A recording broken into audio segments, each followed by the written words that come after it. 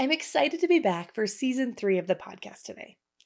Today, we're going to start talking about different ways to book flights with points, how to find sweet spots, and where we'll be heading with season 3.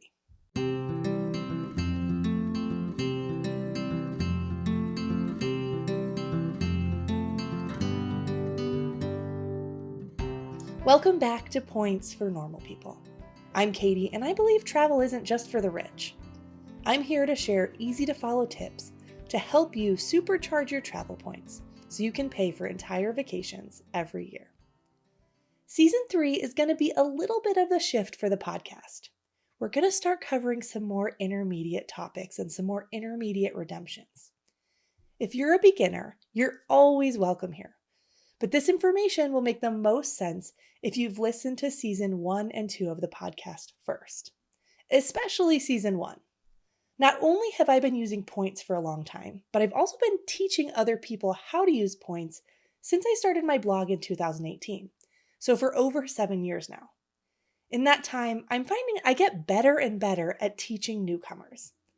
I have so many positive reviews for the podcast, and I think that's really because if you start with season 1, episode 1, all the info I'm sharing gradually builds upon itself in 15 to 20 minute increments. So you're able to learn it in a more linear way.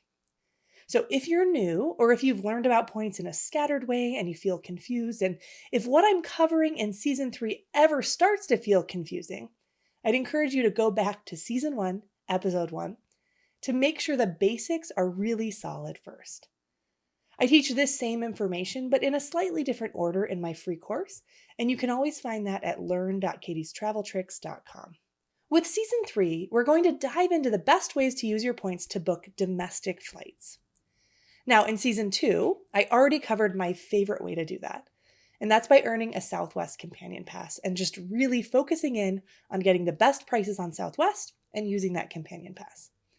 That's our personal strategy, and since 2012, after hundreds of flights, that's what we've used for the vast majority of our flights, domestically anyway. I like it because it's really easy to make changes to our flights. It's also easy to follow a strategy to keep earning Southwest points and a Companion Pass every year. You don't need to worry about transferring points or weighing options. If Southwest flies from your home airport to where you want to go, you can just follow those best practices I shared in season 2 for getting good prices with Southwest, over and over again. Again, I went over all of that in season 2. But for some home airports or some destinations, Southwest doesn't have those routes that you need. Even if you, like me, plan to fly Southwest 95% of the time, it's still good to know about the other options out there. And all the general principles behind what I'll be teaching in season 3 also apply to international flights as well. I think the main reason that booking flights with points can feel so overwhelming is that there are often so many different options. Now, within the US, for domestic flights, you have a handful of major airlines and then a number of smaller regional or discount airlines. But it's not just all the different airlines that makes this hard to determine which method is best. It's that for any given flight on United or American, for instance, there might be a dozen different ways that you can use different kinds of points to book those flights. But sometimes the only way is also directly only through United or American. So it's kind of like a tree branching out with all these different options, which can lead to analysis paralysis or confusion or wasted time. This season of the podcast, I hope to help you understand the principles of award flights so that you can go through the process of booking a domestic flight between any two destinations with the least stress. I'm also going to spend a number of episodes really diving into specific sweet spots and how to maximize those specific sweet spots, how to earn the points for those, how to search for those, how to book those.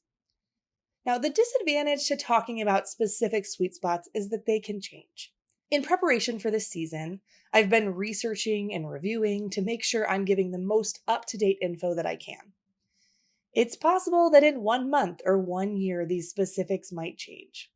But I still think it's worth going into specifics of sweet spots, even if info can change, because again, the principles usually stay the same. I will also spend at least an episode or two talking about when it makes sense to use a bank travel portal to book flights, as well as strategies for booking budget airlines like Allegiant or Frontier or Spirit. Today, we're going to start with the background information that you need to know going into Season 3. Now, airlines all have their own currencies. Sometimes they're called miles, sometimes they're called points, sometimes they're called avios. Generally, I will use the term miles and points interchangeably. And every airline allows you to use their own point systems to book flights on their own routes and usually on some select routes with other airlines. Most people understand that big idea, but the way airlines price the award flights, or the flights you pay for with points, can vary from airline to airline. The first way airlines might price award flights is to connect it to the cash price. In fact, I think this pricing model is the absolute easiest to understand. I think most everyone understands that booking airline tickets and paying in cash is unpredictable. Prices go up and down according to supply and demand and whatever complicated algorithms the airlines are using to maximize profits. But airlines like Southwest and JetBlue just use this same system to price their award tickets. They just tie the award price to the cash price at a certain ratio.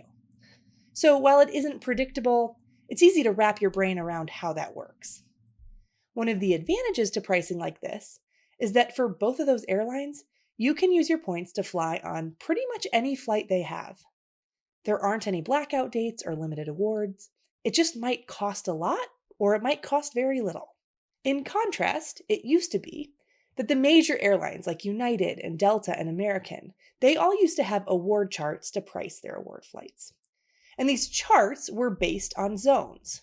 You could look up different regions or zones and know exactly how much it would cost in points to fly between those two regions. For many years, the standard pricing from anywhere in the US to anywhere in the US was around 12,500 points each way, or 25,000 points round trip. Now, Alaska and some international airlines don't use zone-based pricing. They use a slightly different model of pricing, still a chart though, which is based on distance between your departure and arrival city. This can lead to some very specific sweet spots because sometimes cities aren't too far apart in distance, but the flights between them are pricey. Zone or distance-based pricing is nice in some ways because it made it easy to budget for. You can plan out how much a ticket would cost. But what's not nice is that it's more limited. When airlines use an award chart, usually they earmark only a certain number of seats that are bookable with points. And if that number of seats gets booked with points, there isn't really a way to book onto that flight with points anymore.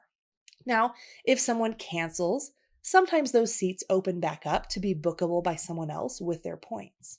And sometimes if a flight is empty, an airline might earmark some more seats to be bookable with points, just to get them full.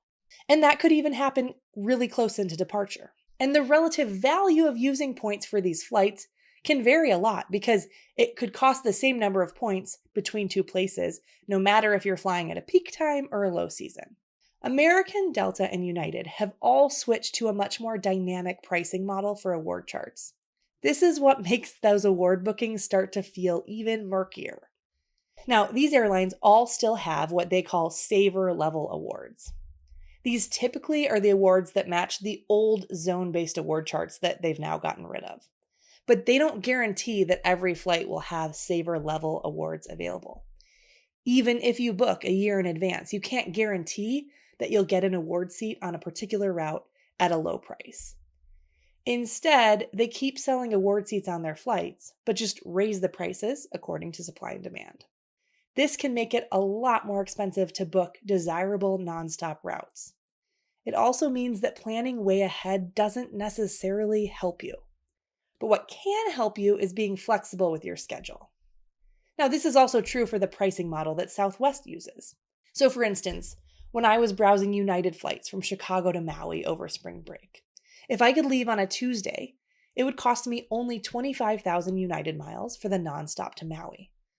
But if I wanted to leave 2 days earlier on a Sunday, it would cost me 90,000 United miles. That's a big difference for just 2 days. This change to dynamic pricing isn't all bad because sometimes we do see flight sales that are really good, where the price in points It's even lower than it ever used to be. But those sales aren't predictable. Now, Delta, I think, has the most dynamic award pricing of the major US airlines.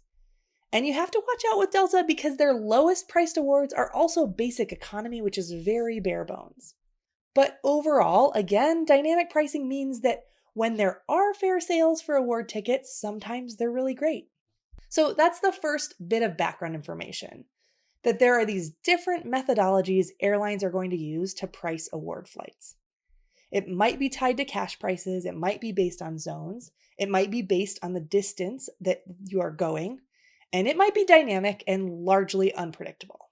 As I go forward in future episodes to discuss certain sweet spots, I will always tell you what kind of pricing model that airline is using, and now you have this background information that will help that make sense.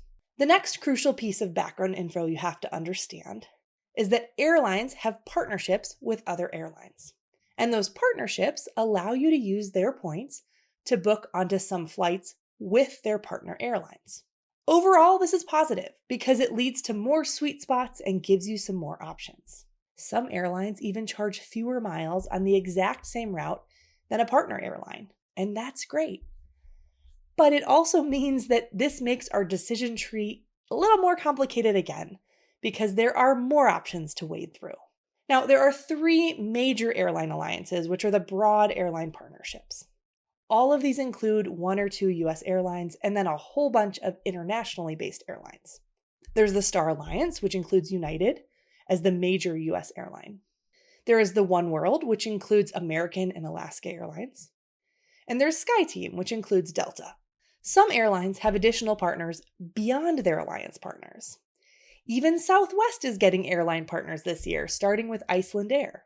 We anticipate eventually we'll be able to use our Southwest points to book onto Iceland Air flights, but not be able to use our companion pass. But United, for example, is in the Star Alliance, but also partners with Aer Lingus, which is in the One World Alliance.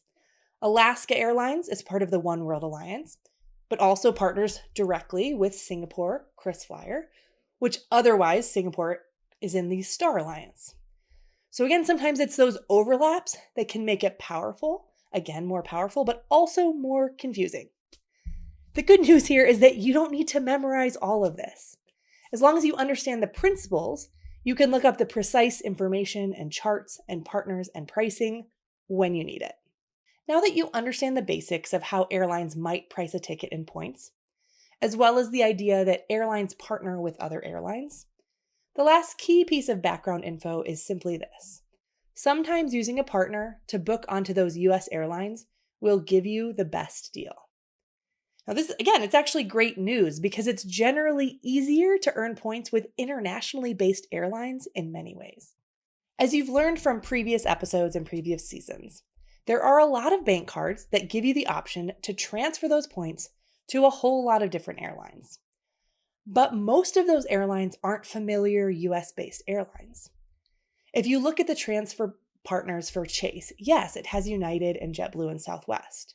But if you look at that list and you know you want to fly an American, you might be thinking, shoot, I can't fly American because I can't transfer to them. But in fact, you might be able to. Now, you can't necessarily book onto every American flight, but you can leverage transfer partners and alliances to get a good deal and fly anywhere in North America. It does take a few steps and it's a little bit annoying, but it's possible. And I really think you can learn how to do it. Chase, Citi, American Express, Capital One, they all have different airlines you can transfer to, but there's some overlap too. Now, with a few exceptions, most bank points transfer to airlines at a 1-to-1 ratio. But what's even better is that sometimes the banks run transfer bonuses, which means you can stretch your points even further. So typically, if I transfer 1,000 Chase points to Aeroplan, which is Air Canada's program, I would end up with 1,000 Aeroplan miles. But 3 times last year, there was a promo with a 20% transfer bonus. That means that if I transferred 1,000 Chase points, I ended up with 1,200 in my Aeroplan account. Now, we rarely see transfer bonuses to US-based partners like United or Hyatt. It's much more common to see them to these foreign-based airlines. So if you can tap into a sweet spot and a transfer bonus, you'll really see your points go further. It all sounds very exciting, right? That's because it is. Yes, it's a few extra steps. But if it keeps points and money in your pocket, it can be well worth it. I'll give a quick few caveats that there are some limitations to these point transfers, especially to foreign-based airlines. Transfers are not reversible, so as soon as you move your points from Chase over to Airline, they are now stuck in the Airline system. You can't take it back and then decide to transfer them over to Hyatt instead. You have to really make sure your flight is available before you transfer them. A few years ago, we transferred a bunch of Amex membership rewards over to ANA, which is a Japanese airline, to book a very specific sweet spot, which is an around-the-world ticket. We were planning to take a 3-month-long trip, and we did book it. But then for a number of reasons, mostly because it felt like we were trying to see too much and moving too fast for our liking, we decided to cancel that trip. So we were left with a bunch of ANA miles that were going to expire in about 3 years. So we had to find other ways to use them instead of letting them just go to waste. We couldn't reverse that transfer and put them back into our Amex account just because we'd changed plans. We lost a fair amount of flexibility. In case you're wondering, we used them twice to fly round trip to Europe as a family. It wasn't necessarily the highest value or the best use of our points per se, but it meant that those points were used, and both times we were able to get creative and use routing to visit multiple countries. Another caveat is that taxes and fees vary by airline and destination. Now, within the US, most US airlines will only charge $5.60 each way in taxes. That's negligible. But when I was pricing Air Canada Aeroplan to book a United flight, it was showing about $55 in fees. So you just will have to pay attention to that. This will be even more pronounced on international flights, which is why all of the destination flight guides we have on our site always compare taxes and fees. And then the last thing to note is that you need to be aware that transferring points won't always be the best deal. I see a lot of people saying that don't make this mistake, don't forget to transfer your points. The fact is, there are plenty of times when transferring points might cost more than other methods of covering flights, like booking in a bank travel portal. It's not a mistake to not transfer, but it can be a mistake to not consider transferring. And that's what I'll be walking through in Season 3. How to consider what your best option is. Another disadvantage I think that doesn't get enough airtime is that the cancellation fees for a lot of the international airlines can be high. All the big US airlines, Delta, United, American, Southwest, they've all done away with cancellation fees for award tickets. So if you're like me and you book trips and change plans, it's really nice to have that flexibility to cancel with no fee. But the cancellation fees for some of these partner airlines starts around $50 per person and can go up to $150 per person or more. And that can really add up if you're a family. And up until the day of travel, you also have to deal with the customer service of the airline you booked through. And sometimes that's more challenging, like if your flight has a schedule change or you need to make a schedule change or you have more questions. Now, it's not a deal breaker per se, but again, it's just things to be aware of. Booking through an airline partner adds a middleman. And because of the weird world of award travel and sweet spots, sometimes adding a middleman can save you some serious points. But it's still a middleman and can sometimes make it a bit more complicated. As I go through each of the specific sweet spots this season, I will give the specific pros and cons of that airline program too.